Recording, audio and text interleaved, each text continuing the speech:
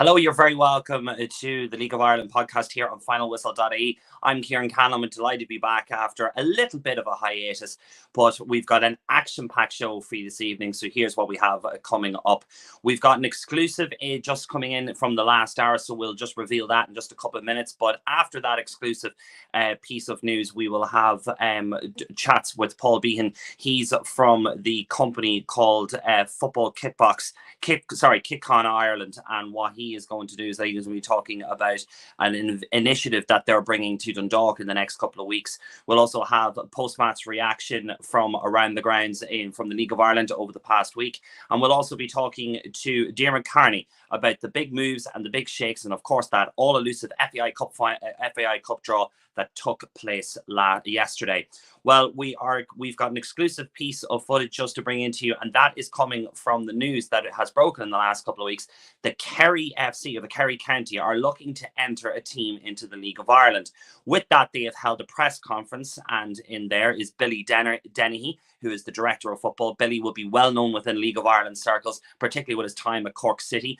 Brian Ascock, who is the CEO, and he is a former Finn Harps player from the 1980s. Sean O'Keefe, the chairman of the Kerry District League, and Geraldine Nagel, who's also the vice chairman of the Kerry District League. They spoke exclusively, and we would like to thank Donald Barry for the footage that he's just sent us.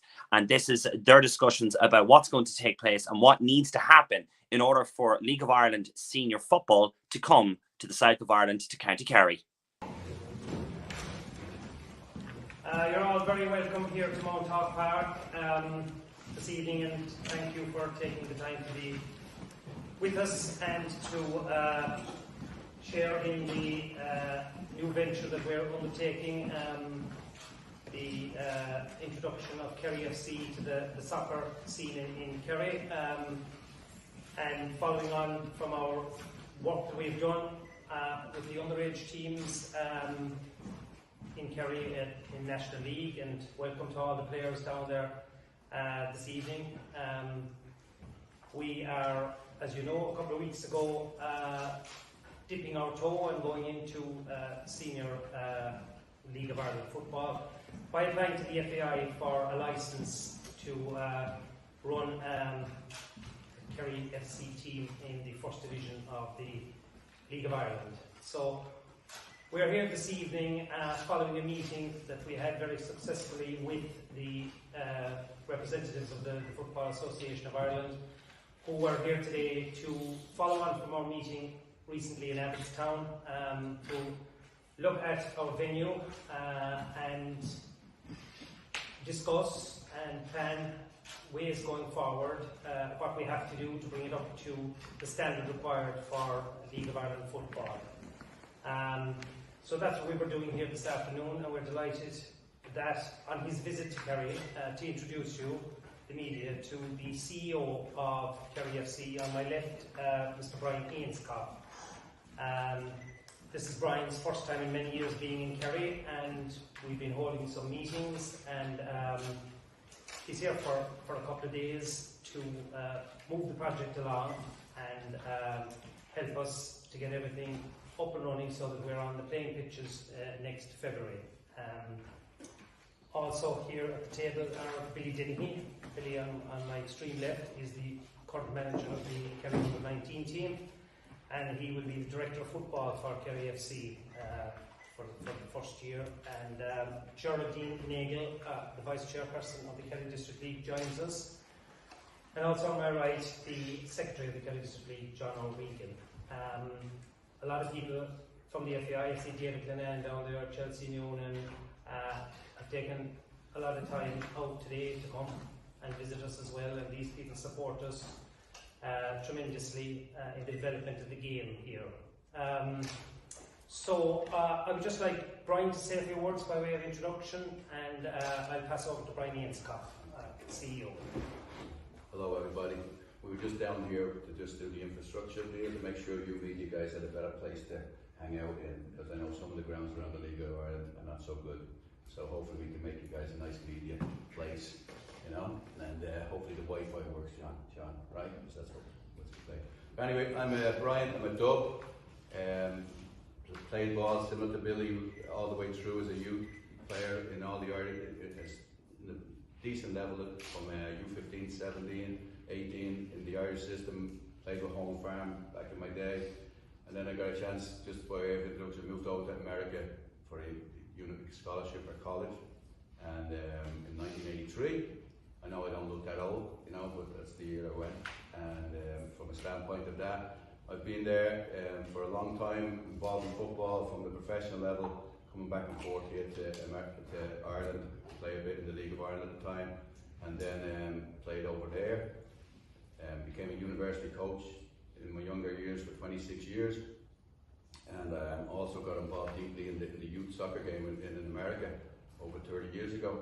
And from there, I've been fortunate to be coaching young players and trying to develop players through a system which is what we're going to try and do here, not similar to what we did over there, but from my experience of what I gathered over the last 25 years of recruiting, developing players, for whether that's for the in America, we typically do it for university because the culture is pushing people on to college, and also if they're good enough, they push on to the pros, which my club, the Boston Bolts, have done a fantastic job over the last 20 years doing. So I'm here by invitation of a guy that's not here, Stephen Conway, who works for me over in Boston. And Stephen put me in touch with the members, everybody here at this table, about an idea that himself and Billy were playing around with, which was trying to make sure that the young men at the back of the room and other players within Kerry would have an opportunity at a platform to play at the highest level. And that basically is the simplest way that we wanted a place for the Kerry players to play in their own backyard. And that's where the conversation started with Billy and Stephen. Then I reached out to John, we got in touch, we talked with John, Sean, and a few other members, and Geraldine, and here's why we're sitting here now. So I'm sure you don't want to listen to me talk all night because I can, so I'll stop, and maybe you have something else, or Geraldine might say a few words, or Bill. Yeah, we'll bring in Billy there, just to say a few words as well there. I suppose first good to see everyone here. Welcome down. I think it's probably self-explanatory why we're here at this stage, is to provide an elite pathway for the young players of this county and this region, the grassroots section of the county. But there has never been that pathway to elite level sport in this county. The grassroots people, as I've said, do phenomenal work on a weekly basis, but not many people really fully understand what it's like to be from here and try to become a professional footballer. The obstacles you face, the hurdles you have to overcome. Not many people really can understand that, and not many people really can understand that desire to go on and try and progress in this game. I suppose since I've retired, I've come back, and it's been my sole focus is how do I knock down some of those barriers that were there for me. And not only that, is when lads do go away, and they have gone to England over the years, clubs celebrate them, they're a part of their development, they're delighted they go away. But how many of those players are back now and don't play the game anymore? It's important for me that we have a backup plan for those players. It's important to me that we provide a springboard back into the game for them. It's not easy, it never is when you're striving to be an elite level. But it's important that we do everything we can off the pitch to provide a platform, and then as always, the rest is up to the players and the opportunities that they take from it. I suppose the groundwork of all this has started long before my time. The lads here have put the structures in place at the underage national level that the young players have took time to adapt to, but now we can see groups of players coming through that have that hunger and desire, and I suppose a belief as well that they belong at this level. And for me, that's the proudest thing that you can see as a Kerry lad going out there, being proud to be from Kerry and being proud to represent Kerry. We know that we have a long way to go to make up the levels of the gaps of the teams that are above us, but we can strive to do that. In relation to Brian and the club, and I suppose what he's touched on in relation to Stephen Conway, who's a board member of Kerry FC, conversation started with how can we make this happen and who would be the right people to be involved. And I think it was very important for me that the alignment between the administrative side of the club and the sporting side of the club was fully aligned strategically on the objectives that you're looking to achieve with a local group of players. And that was the biggest thing that I think Brian has brought to the table, is the model and the structures that we're looking to come in with, aligned with what we view as the best sustainable model for not only the short term but the long term also. I think for the future of Kerry soccer, there's still a lot of hurdles to overcome. There's still a lot of obstacles in the way to get through the licensing process. We're well aware of that. but all we can do is put our best foot forward and try to implement everything that's guided to us from the licensing department within the FAI, and try to make sure that those platforms are there for the players, and that's everything here that people will be striving to do over the next couple of months. And that was the press conference from Kerry City, or from Kerry County FC, where they are looking to enter the League of Ireland next season. Our next guest is Paul Behan, who's part of Kit Con Éire, and he's going to be discussing about an initiative in which is happening over the next couple of weeks, which will take place in the Imperial Hotel, not too far from me in Dundalk. So we'll have a chat with him now.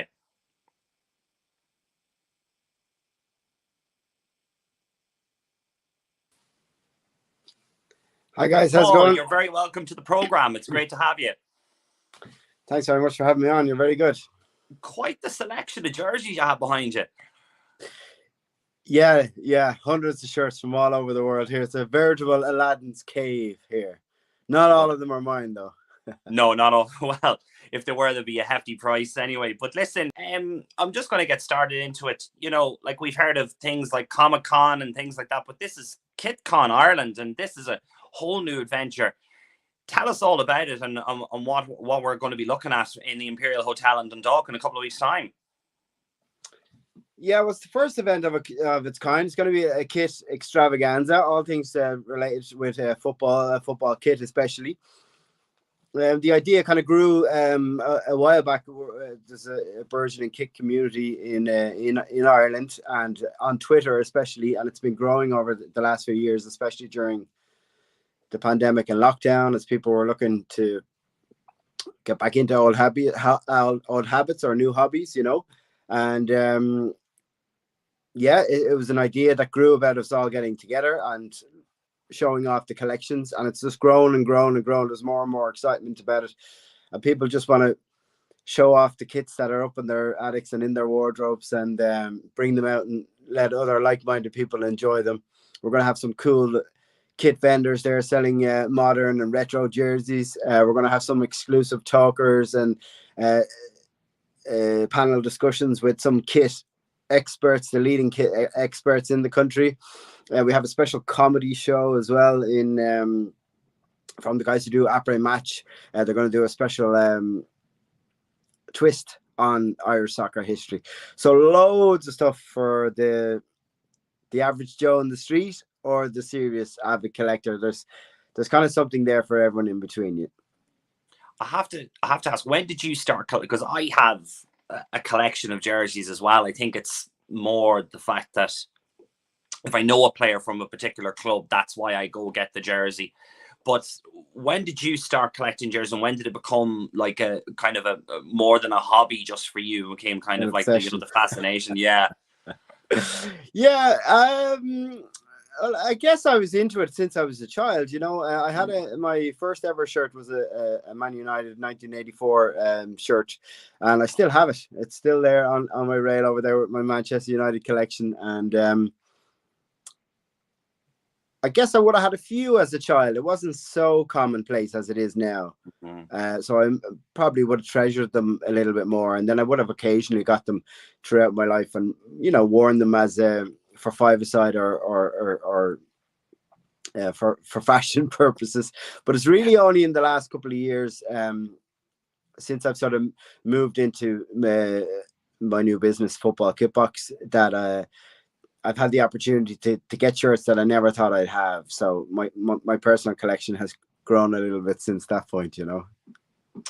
And if you were to pick like a jersey that you might say that you definitely know that either it's a rarity or nobody else has within their collections, are you able to divulge that, or are you waiting to show it off? Well, I was only talking about it earlier on, so yeah, it's probably nearby. Just bear with me 1 second. Shouldn't have asked that, but sure, look, there we go. Oh, right, okay. Very new. This is is it 92, 93 or 93, 94? Long sleeve VFL Bochum. Right, okay. So match for anybody worn, that's not match listening, worn and match worn signed jersey by Davic.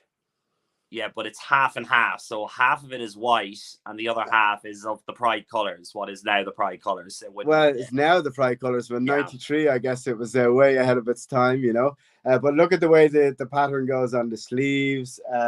The sponsor on the collar is embroidered. The crest is embroidered. The actual front sponsor is embroidered. I'm not sure if you can see that. Yeah, so it's actually like a really heavy piece. And then if you see in the detail there, the VFL. I don't know if there's a sun shining. Yeah, I can see it definitely. It's fantastic. So that particular shirt is obviously match worn and match signed by the player, and it's an incredibly rare shirt. Anyway, it's one of the highly sought after shirts from kit collectors. So I would imagine nobody has that particular shirt, but very few have that anything similar to it as well. I'm going to have to unfortunately tell a true story. I've got a bag full of kit jerseys, and basically a couple of I'm not going to get into the ins and outs of it, but basically a couple of players that a couple of friends of mine that I know, they wanted, you know, they didn't have it, they wanted to try out the jerseys and whatever, and one of them happened to pick up a jersey. I didn't realize it like that is a player's jersey. It's a very rare one because it's from America, and I can't ask for it back now because that person's now wearing it all the time to training, and I'm absolutely raging because it was sent to me as a gift, and now I'm kind of trying to do the very awkward thing of asking for it back. But you're looking, oh my gosh, you have to be careful who you give these shirts to. I know, absolutely. But look, I'll get it back someday. You also have a walking tour that is taking place as well, with Aidan O'Riordan and Gary Cook. You know, like that's a very kind of unusual thing to add to all of this. Yeah, well, they do the walking tour in Dublin anyway, and they do that on a regular basis. So they were just going to tailor it for the Dundalk town instead, but in fact they have tailored it even more. So it's actually on site, and it's going to be a celebration of 100 years of Irish football done as a comedy sketch. So it's actually it's hilarious. It's worth the entrance money alone. It's really, really innovative, and it's top secret. So I can't really tell you a whole lot more about it. Yeah, you're gonna have to go to the event to see it. Oh, indeed, I will. I can see the Irish jersey that you're wearing there. That wasn't a very good day for everybody. It's, if I'm not mistaken, it's the Ireland-Belgium one from 2016. Well, if you were just to take this off it, yeah. The reason that I'm wearing it today is obviously 6 years ago today, Robbie Brady got on the end of Wes Houlihan's cross wearing this particular shirt. Obviously, not with this on it. No. Let's just leave this bit out. So that's why I'm wearing the shirt just to commemorate that today. Yeah. Yeah. I actually but no, the Belgian game was awful. We were not for the first time outplayed and out-taught and out-flanked. Yeah. But when you look at that, like, I was in Oriel Park that day, at watching the game in the bar, and 2 or 3 lads come up to me and goes, "Oh, that's going to be the greatest football memory we'll have this summer," not realizing what was just about to hit us, you know, with the European trip with Dundalk and stuff like that. And then coincidentally, you're wearing the Belgian jersey. I met Axel Witsel then a couple of months later, who played in that match. So it's wow, swings and roundabouts all together. So amazing. This isn't necessarily just for the, how would you say, for want of a better word, just the person that's just obsessed with buying and collecting jerseys. Like, people would be interested to see kind of jerseys from all around the world. I know that there's somebody that you're involved with, Keith O'Dwyer. He's regularly posting stuff off and advertising jerseys, but it's a very kind of, it's a niche kind of hobby, but at the same time, you've got clubs from all over the world that you can collect from, and it's a really kind of it's a really interesting thing. Yeah, there's definitely a broad appeal with football kits. I think, you know, people have an opinion when their new club's kit comes out, and you know, but obviously, yeah, the collectors take it to a new level, and they find their niche, and they're a bit nerdy or a bit anarchy about it. But at the event itself, we're going to have Eddie O'Mahony there, Ireland soccer shirts. So he is actually bringing Ray Houghton's actual shirt that he scored against England in Stuttgart. He's bringing Richard Dunn's shirt from Russia with the number 5 scrawled on. The famous number 5, yeah. Yeah, he's bringing at least kind of 10 to 15 signature pieces from iconic Irish matches over there. He's the unofficial national museum for all the kits. So he has a huge repertoire. He just has a new book out as well, and he is bringing some of his best pieces. So for the average armchair fan, their pieces, like, it's worth coming to the conference just to see those pieces alone, just to see those pieces of history up close, you know. And then the other collections have a great aesthetic appeal as well, or, you know, there's people interested in the different stories. The football jerseys mean something different to everyone else. Maybe it's nostalgia, maybe it references something else, maybe it's in connection with fans from a different club. You know, it could, I mean, everybody has a different story for it, and the pieces of polyester are just the conduits to make that happen, you know. Yeah. And just out of curiosity, you know, you have a player's jersey there, you have another one on you as well, but is it a case that you speak to someone who might know someone, or does these things magically fall in your lap, or has there ever been a kind of a case where you've held up a sign saying, Ciaran, can I have your jersey, please, or anything like that? Has there been any kind of weird stories about those? No, I'm not quite that fanboy yet, but yeah, I guess you build your community, and you know who you get to know people, and I suppose it's through your contacts. Where I wouldn't be a diehard in the wool match worn collector. Okay. There would be more people. Whereas I would prefer those, to be honest. Yeah, that's just me. Yeah. Well, that's the beauty of kit collecting. You know, everybody, they mean something different to everyone else. Me myself, I like to wear my football shirts a lot, so I'm not going to wear a shirt that costs a lot of money, you know, or, you know, that you want to frame or put in a display, or it means so much to you that you can't, you know. It's nice to have those signature pieces, but my collection is a little bit more wearable, or, you know, a little bit accessible. You know, I want it to be, you know, shared and explored and enjoyed. Has there, I suppose we're nearly going to wrap up now in just a couple of minutes, but it's in the Imperial Hotel in Dundalk, just for it. There is an entry fee, but for obvious reasons we can't obviously physically advertise that.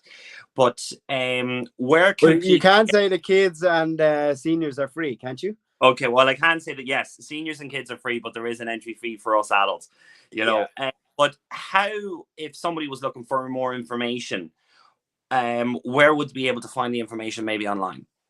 The best place will be Twitter and Instagram, Kit Con Éire, KITCONEIRE, and all the updates will be there. You can buy tickets there. You can find out a little bit more about the guests, about the speakers, about the vendors, about the collectors, and yeah, the Imperial Hotel in Dundalk on the 2nd of July. That's Saturday week, so it's coming really soon. So be there. Book your diaries.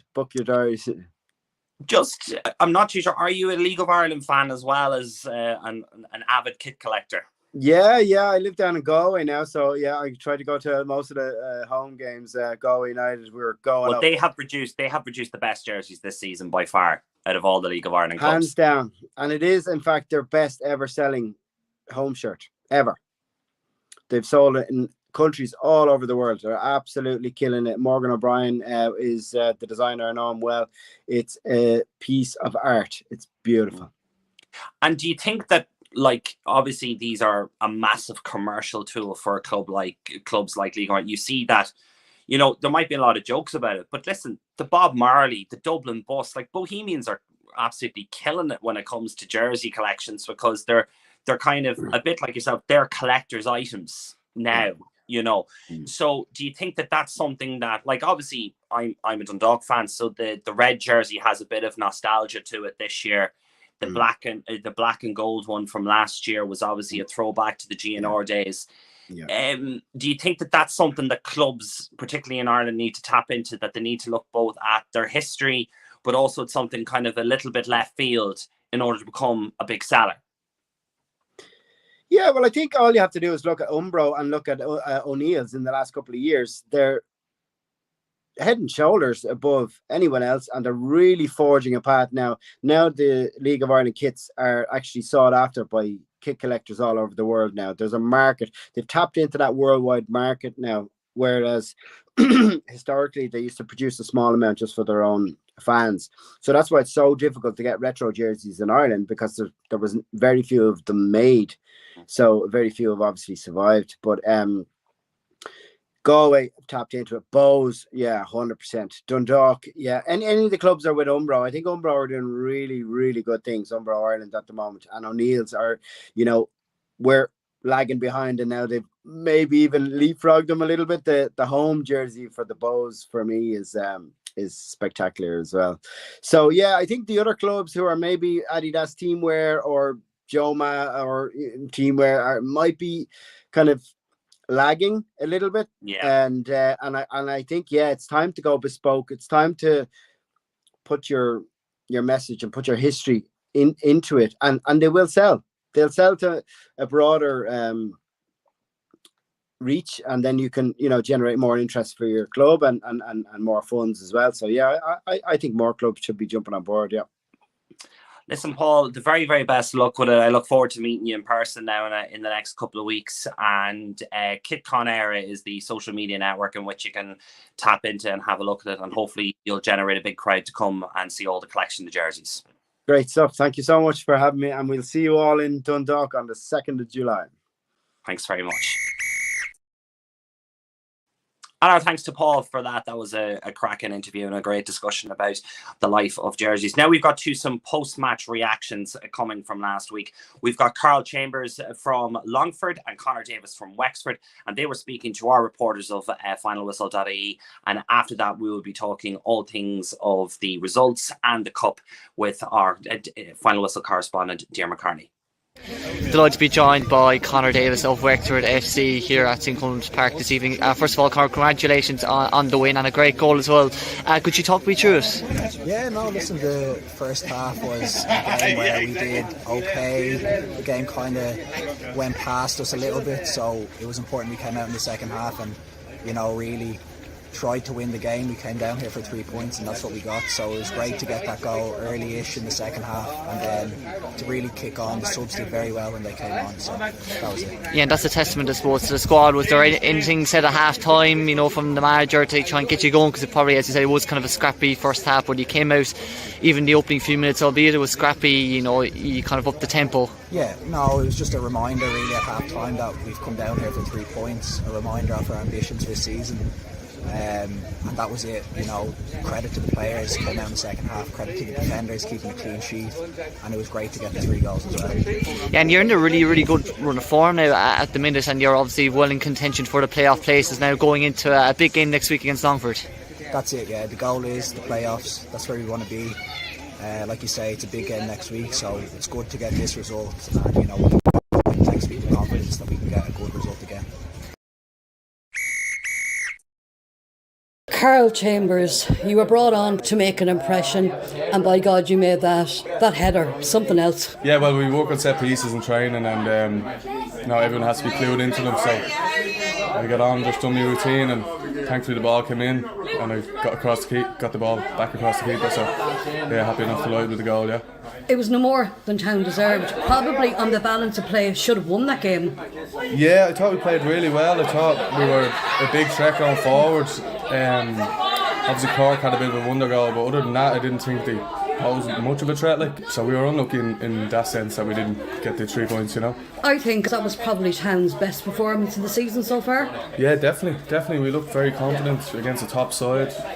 The game, some of our play was very flowy and we created a lot of chances, so yeah, it can only be a positive going into the next few games. You were on the bench looking at some of those decisions. A lot of us thought should have been a penalty for Christian in the first half. There was a few decisions that actually went against Christian. Yeah, definitely. I thought the penalty situation, if it's it wasn't a coming together. The ball was up in the air. Yeah. The players were aware that other players were around, so I don't think it was a coming together. I think it was a penalty. But look, what can you do? These things happen. It's football. You just have to roll with the punches, get on with it. When you look back on the 3 games against Cork City, that game in Turner's Cross, probably the first half Town should have went in ahead, went in 1-1, and then they scored 3 goals in the second half. But Colin Healy was talking about how tough it was and how well you played. On your day and when you can get things right, It's just those chances have to start putting them away. Yeah, definitely. We've talked about it. We have to start taking our chances. We've been working a lot in training on our finishing, cross and finishing, stuff like that. So it's definitely something we're putting more time into, making room for finishing in training. So we'll be looking to get more goals on the score sheet in games. You mentioned about practicing on the training field. Did you practice one of those headers on the training field? Yeah, as I said, we practice those routines all the time. Did you powerfully head it past Henderson in any ways? No. Usually that's not usually my routine, but yeah, I got thrown in there and it worked out in the end, so I'm happy. Your nickname is the Goat, and I tell you, you well deserve that tonight. You do. Cheers, I appreciate it. Yeah, the fans are great to me. You know, it's probably a bit of an overstatement to go, but I appreciate it. Like, appreciate it from the fans. They've been great to me since I've came here. Yeah, you're one of the elder statesmen here. You know, obviously you must be so happy at the club to stay with them.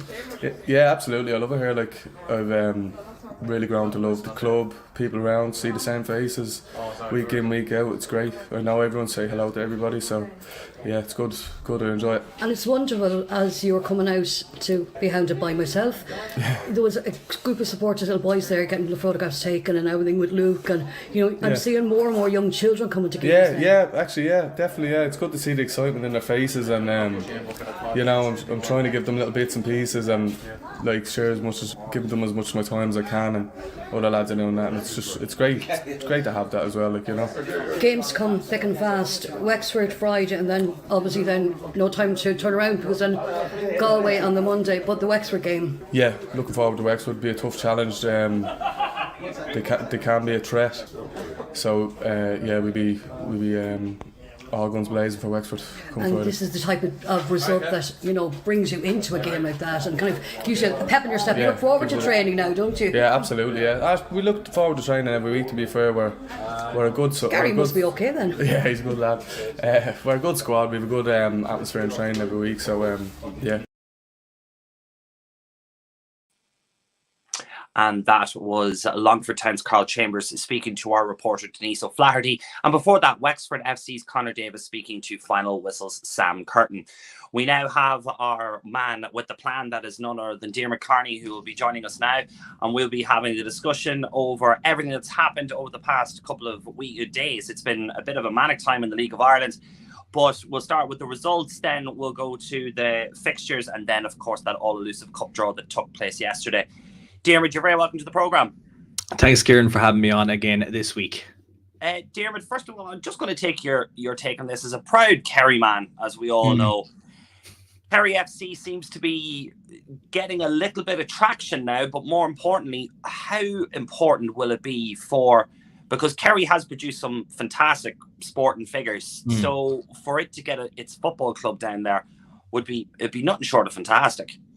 It would, you know, Billy said it as well, like it's going to be a fantastic opportunity to grow the sport down here. We've had, you know, the district teams in the Underage League of Ireland for the last number of years now, and there was always whispers down here that, you know, we have a senior team, and you know, we will talk about the FAI Cup in a short while. And I remember a couple of years ago, Killarney Celtic were in the first round, and even that was massive for us that we had a senior club in action. And I think it was, the route could have been that if they won the first round, I think Dundalk could have met them in the second round, or, you know, one of the bigger teams, and it could have brought them down to Killarney for a game, and that would have been massive. But you know, to have, I wouldn't have minded a trip to Killarney, to be honest. So you know, for first division football to come down to Mount Hawk Park, I know that there is going to be a lot of refurbishment done and to upgrade surfaces and seating facilities to try and get them to the UEFA standard, and that was always going to be expected. There is going to be a lot of work going into to upgrade the facilities, but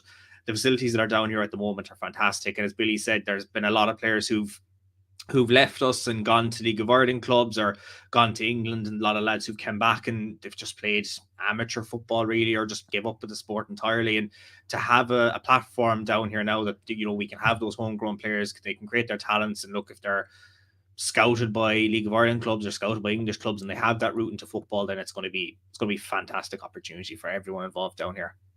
Well, let's hope that it bears fruit coming next year. It would just be even for You know, it's the only county in Ireland I haven't visited, so I'd love to come down and visit at some stage.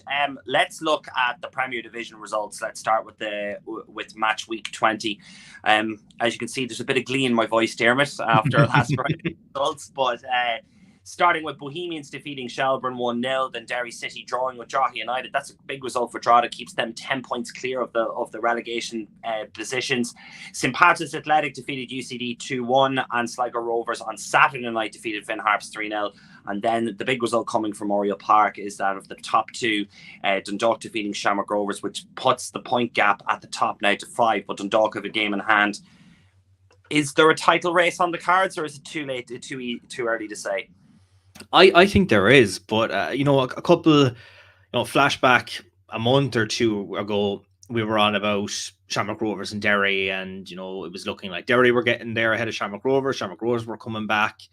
Dundalk were just thereabouts, and a while ago we were saying, Dundalk are doing well. They were up to third. They were winning a good few games in a row. They were gaining momentum. Derry were starting to slip up. Suddenly Dundalk are in second. It's like, okay, our Dundalk, we saw what, Dundalk didn't have the best of seasons last year. Were they going to, perform as well this year? I'd said at the start of the year, definitely a European place. But, if they win that game in hand, it's 2 points. And, we saw what happened at the start of the season. It's very hard to predict, but there's definitely a title race going on now between Dundalk and Shamrock Rovers. And if Dundalk get the rub of the green, they win that game in hand, and Shamrock Rovers drop points again, could be another league title going back to Oriel Park this year. You just never know, to be honest with you. Bohemians got a big result against Shelbourne. There's been a lot of kind of whisperings and murmurings and stuff like that. I personally didn't think that Keith Long was under any pressure whatsoever. He's starting to now, by the looks of things, he's starting to recruit very, very well. He did say that he asked the fans to be patient until July till he got some recruitment in, but that's a big win over Shelbourne. It is, anytime you beat your local rivals, you're going to be, happy with it. Obviously, we'll be discussing the fixtures for this week and mentioning the likes of Bohemians taking on Shamrock Rovers and Tala. They have another Dublin derby, but they will want to strengthen come the transfer window. They will want to bring in those players. We've already seen a couple of clubs mention that they are bringing in players in. Not sure if both have got anyone signed just yet, but they definitely signings. But it's kind of last couple of weeks. So it'd be interesting to see. They're a team that do want to finish mid-table. They are in that spot around now, but they will. I suppose at the start of the season, you would have said there was a little bit of pressure on the management team there. They weren't having the best of results. They were looking toward the bottom half of the table, down in the relegation. A bit of a relegation battle. They seem to have avoided that now, and I'd say they're a team that are probably just going to finish around the mid-table this season. But if they can strengthen, they might be looking ahead toward next season and seeing what they can do, or even try and get a good cup run under their belt as well for the rest of the season. St Patrick's Athletic are just quietly doing their business. They're now up into 4th position, 3 points behind Derry City and 6 points behind Dundalk. Another good result for them against UCD, who are starting to close that gap a little bit in terms of those kind of heavy defeats. They're now not being beaten by 3 or 4 goals. It's just by 1, which is a sign that their defence is starting to get used to this Premier Division. Yeah, they're starting to climatise well to the division. But I suppose it's a bit late for where they are in the league table. You would have hoped fairly quickly that they would have got there. But they've closed the gap a bit to Finn Harps in 9th place. It's going to be interesting to see which team automatically will go down between the two of them, or which team will go down via the playoffs. And as you mentioned with the result for Drogheda with the draw against Derry, Drogheda looks to be fairly safe at the moment. I'd say Shelbourne will as well. I think it's just going to be a case of which of the two teams down at the bottom are going to get there. But UCD will want to try and see out the rest of the season. If they can get those 0-0 draws, mightn't be the prettiest football scene in Belfield or wherever they go to across the country, but if they can get those points and Finn Harps aren't getting the results, they'll take anything they can get at the moment. But be interesting to see how they can develop over the next few weeks. Sligo got a new manager bounce with this week with a 3-0 win over Finn Harps. We just spoke about Finn Harps there. They're currently sitting in 9th place. They're only 2 points ahead of UCD, who are in the automatic relegation spot. But Sligo are just sitting middling now, but they're kind of in that kind of little pocket that's going on in the midfield, as they say. and they'll be looking to get some results on the board in order to climb up that table. Yeah, you never know what you're going to get with a team like Sligo. They were in the European spots last year. This year they've been kind of, they were challenging at the start and they dropped down again. It's interesting to see, new management. I was kind of looking at when the news came that they were looking for a new manager. I was a bit surprised at the time of the season where they were doing it, and then they have got the new manager bounce. They are looking good at the moment. Comprehensive win the last night against Finn Harps. It'd be interesting to see, with the European commitments as well, can they manage both? And then if they want, an FAI Cup run as well, it'll be interesting to see, do they have that depth? And it'll be, can we see, a challenge maybe next season, or are they just going to finish, as you said, in that little pocket of the mid-table zone? But it's very hard to predict a team like Sligo. It's they're a team that can surprise you. They can be challenging for a title one year or just narrowly scraping relegation another. It's interesting to see, but look, they have a good manager at the helm now. If they get recruitment right in the summer transfer window, they'll definitely be a comfortable team that can challenge for the mid-table spot. They might prioritise the cup, and if they can bring some European football into the country, even better, to be honest. They've actually signed a player from Levadia Talent today, who played in the Europa League or the Europa Conference League against Dundalk last year. So there'll be a little bit of a reunion in the second half of the season. Let's look at the first division, and that Bray Wanderers were defeated by Galway United 5-1. Cobh Ramblers were defeated by Wexford 3-0. Treaty United defeated Athlone 2-1, and Longford, with the big results, they drew 1-0 with Cork City. That leaves a situation in which Galway United are currently leading the first division by a solitary point. Cork City in second, and then 8 points behind is Waterford, who were the team that weren't playing this week. We say it every week, and I'm just kind of getting sick of saying it, but you just can't predict this first division at all. It's just unbelievable at the moment. But John Caulfield has gotten a big result there. I know that Bray Wanderers have been a team that has struggled both on and off the pitch this season with a lot of issues, but they needed to get a big result this week, and particularly with the fact that the results, the way it went in Bishopsgate, that was a big sign of intent.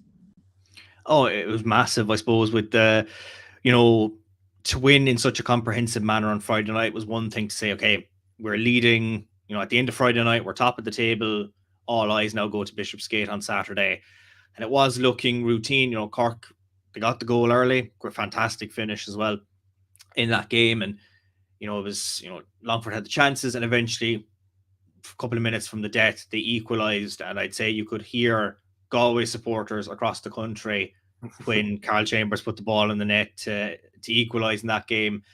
The narrowest of margins can determine anything in the division, and especially, the way that they're leading the table now, they'll want to keep the momentum up over the next few weeks. I have seen a lot of rumours circulating that John Caulfield is trying to snatch away Barry Coffey from Cork City. If they get away with that move and Barry Coffey does go to Galway, that's going to be massive for them, and a huge blow to Cork City's chances if a player like Coffey is taken away from them and now going over to Galway. John Caulfield his reputation on Lee side will definitely take a blow if that happens. As more than now if he does win a league title with Galway and snatches it away from Cork. But the standard of first division football this year has been outstanding to watch. And we were talking about a title challenge there in the Premier Division, but it's been a 2-horse race for I suppose the majority of the second half of the season. Definitely, it's been Galway and Cork City, and it's been an absolute joy to watch. The two teams do have a bit of an argy-bargy on social media as well. It's great to see them using platforms like that to to bring fans together and everything. But it's very interesting to see what we're going to get over the next few weeks anyway. Treaty United have been quietly doing their business. They were in a bit of trouble, but now they've slipped into that 5th position in the playoffs. They're 3 points behind Wexford, who, even though they've won, they're still just kind of outside that playoff spot. Mm-hmm. But the news has also come through that Cobh Ramblers have lost their manager this week, so they're going to be in the search for a new one.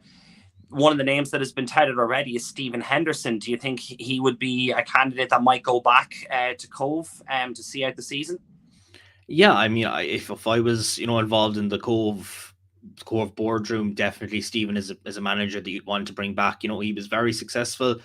He was, you know, the standard of football that Cobh were playing under him was very enjoyable to watch. He was a good manager for them, knows the club, knows the community as well down there.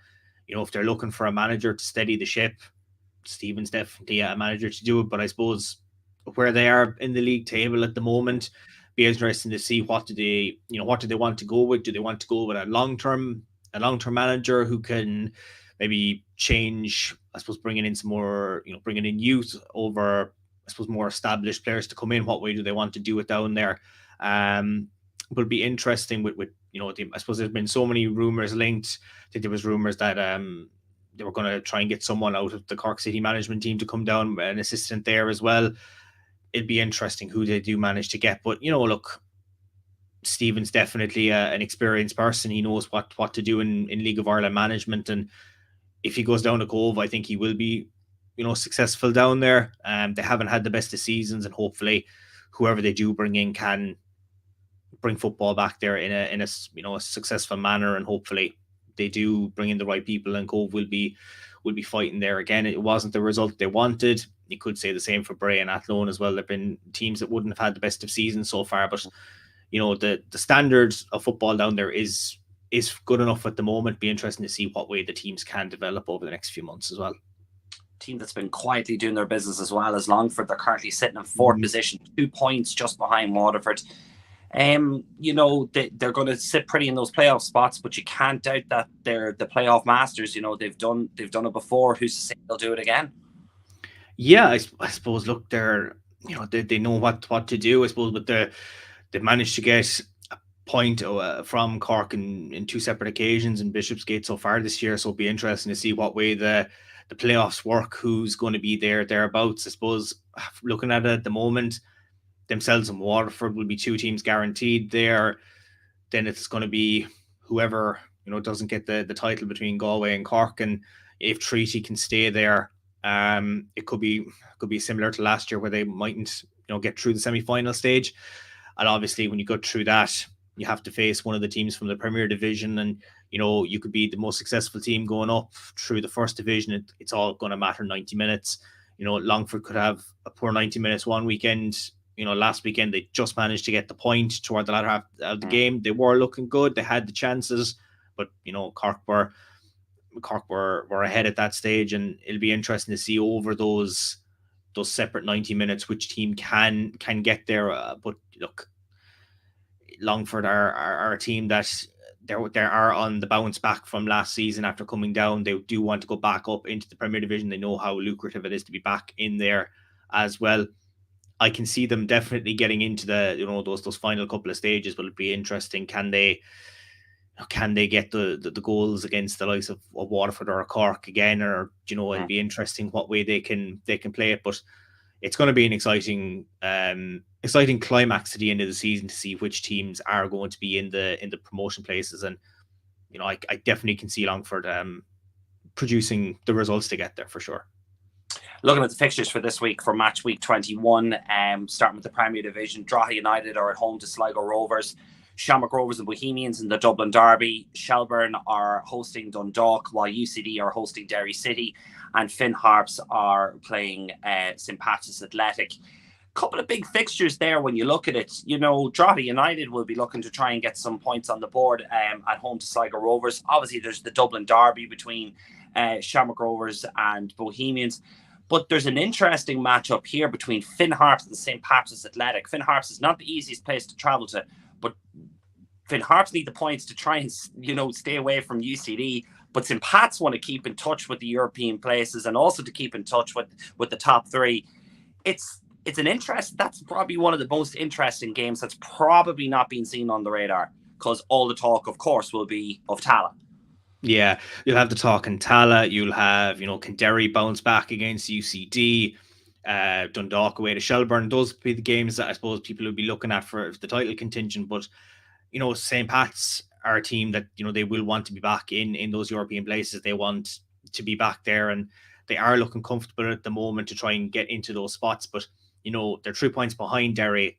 They want to get the 3 points against Finn Harps, but Finn Harps will know that if UCD managed to pull something off against Derry, and Derry aren't they are looking a bit lackadaisical at the moment with their results. They're not getting the results that they would have gotten, let's say, at the start of the season, where they were on an amazing run of form. And it wouldn't surprise me if UCD can pull something out of the bag against them on Friday night. And if Finn Harps can't get something, then they could be down in the automatic relegation spot, and that's something that they don't want to have, especially, we'll say, as we're just around the halfway point of the season. They want to kind of keep their wits alive them for ninth place. But definitely that game is going to be one that's going to be a crucial game on Friday, because it could determine whether one team goes for European football or one team is in the first division next year. So definitely that's one game to look out for. But there's 4 other games there as well on Friday night, but we're going to have a fairly jam-packed week of action coming anyway from both the Premier and the First Divisions this weekend.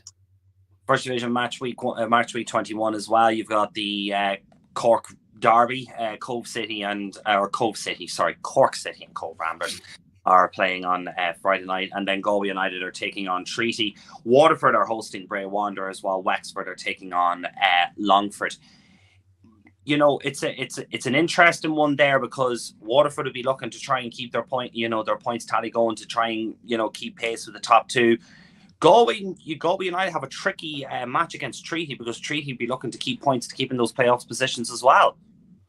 Yeah, they will, I suppose. Treaty are a team that they will want to get the result by any means necessary. If they can snatch a 1-0 win, they will do it, and it'll be, I suppose with everything that's went on last weekend, the Cork Derby is going to have, I suppose, two big factors to it this weekend, where you're going to have, if Cork get the 3 points, they can challenge for Galway again if Galway don't get the points against Treaty. But also, there is the local bragging rights there. But John Caulfield is a manager who's, he's studied, I'd say, every team and every ground across the country, whether it is up in Donegal or down in the Markets Field in Limerick. No matter where they go to, they know what to expect. And if Galway can even get a couple of new acquisitions in this transfer window as well, for the to have the midsummer transfer window, is great that they can get those players and say, right, we have 5 or 6 maybe key players in the squad that we want to bring in to bolster it to get that title run. If they can,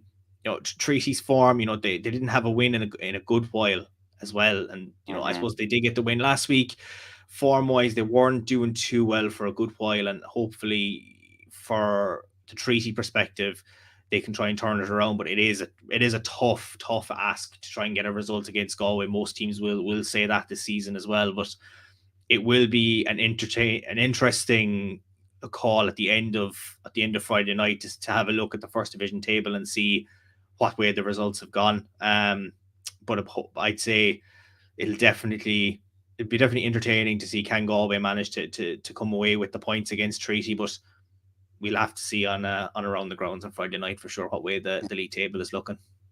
Finally, just a very, very quick look at the 2022 Extra.ie FAI Men's Cup first round draw.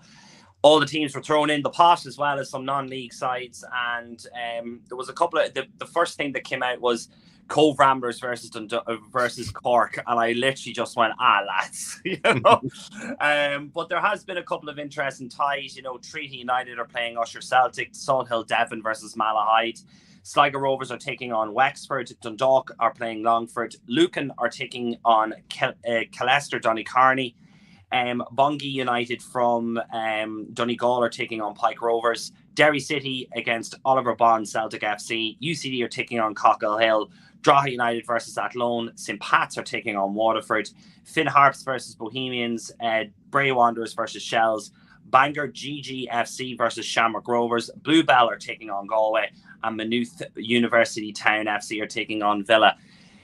There's an awful lot to take in there, Diarmuid, but is there any of those games that have stood out to you to say that there could be somewhat of a giant killing going on? Like you're talking about Bangor GGFC looking to take out Shamrock Rovers. Longford who caught Dundalk on the bounce a couple of times last season. Cobh could get a new manager bounce against Cork City, and Athlone, who are bottom of the First Division, could knock out Drogheda United. It's an interesting first round. It is, I suppose one of the big things that I would have seen from the draw was when when the Bangor Shamrock Rovers game was called out of the pot, you put the two teams together, and the crests looked very similar, and there was the bit of banter on social media with that. But it's great to see that the junior teams can get the opportunity against, I suppose, the big guns. And Bangor pulled off a shock against Shamrock Rovers, they'd be talking about it in the clubhouse for years to come. I suppose that's where for the junior clubs, this competition is massive, that they can say we were there the day that we managed to get the big result. And I suppose a lot of the, as you mentioned there, Cobh being drawn against Cork, there is a lot of Premier B First Division. A couple of the big teams are going at it in the first round, which for them it's tough to say you're coming up against a tough opponent and someone has to go out in the first round, and you never want to go out to the first round in any cup competition. But for the junior teams that have come through, they'll dream of that success if they can get, as I mentioned at the start of the show when Killarney were there a couple of years ago, the dream of bringing the big team down to the small venue, just to have that the buzz and the atmosphere coming into a very small community, that the big team are coming into town, and if they can play them at a home ground that doesn't suit them, the giant killing at home.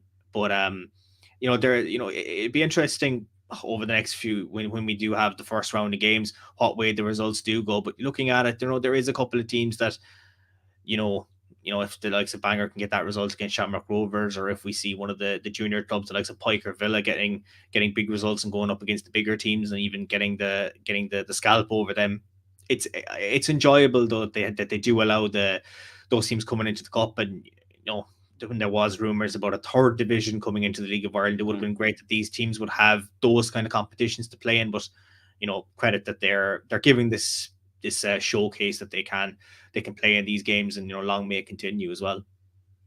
Well, listen, Diarmuid, we've caught up on time. We're just about 3 minutes before the show is due to end. I will see you on Around Grounds this Friday night. Yeah, for sure. We definitely have a lot to go through. There'll be title fight in the Premier Division, title fight in the First Division, relegation, mid-table, European football. There's plenty on the agenda this weekend, and it'll be a jam-packed show on Friday night around the usual time of 9:45. Interesting to see what way the league tables will be going, whether we'll be saying it will be crossing to Talca Park and Dundalk will get the result that they want, or could Bohs claim a big scalp in their Dublin derby. It'll be interesting to see what way the league table does look. But it's been an enjoyable season so far in both the Premier and the First Division. For everyone who's been involved with those clubs and everything, it's definitely been, to date anyway, one of the most enjoyable and entertaining seasons I've ever seen in both of the divisions. And it's great that the level of football is starting to grow in the country as well. So they've done fantastic work in all those clubs, and the FAI as well for putting up for the grassroots facilities and everything. It's great to see. And Friday night looks to be another entertaining night for sure. Diarmuid, I'll see you then, and thanks very much as always. No problem, Ciaran. And that's my lot for this week. I want to thank you very, very much for listening in and for tuning in during the course of the week. We will be back for Around the Grounds on finalwhistle.ie, and then, of course, we'll be back next week with another podcast. My thanks to Paul, who was on earlier on talking about the Kit Con Éire, and our correspondents Sam and Denise for their pieces from Around the Grounds. And, of course, the piece at the beginning of the show in which Kerry FC are really starting to grow traction in relation to launching a League of Ireland club for next season. My thanks to producer Colleen Duffy, and I've been Ciaran Callan. Take care, and we'll see you very soon.